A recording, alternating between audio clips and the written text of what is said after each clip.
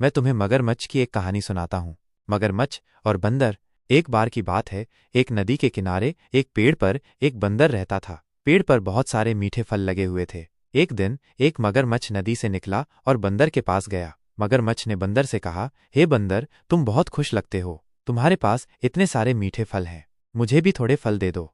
बंदर ने मगरमच्छ से कहा, ठीक है, तुम नदी के उस पार जाओ, मैं तुम्हारे लिए फल तोड़ कर लाता हूँ।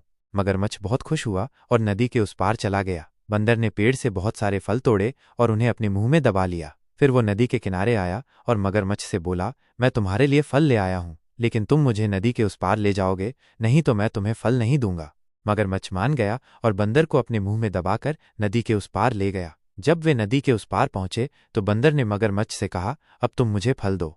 मगरमच्छ ने कहा, नहीं, मैं तुम्हें फल नहीं दूंगा, मैं तुम्हें खा जाऊंगा। बंदर बहुत डर गया। उसने मगरमच्छ से कहा, कृपया मुझे मत खाओ, मैं तुम्हें एक बात बताता हूँ, मेरे दांतों में बहुत सारे कीड़े हैं, अगर तुम मुझे खाओगे तो तुम्हें भी बीमारी हो जाएगी।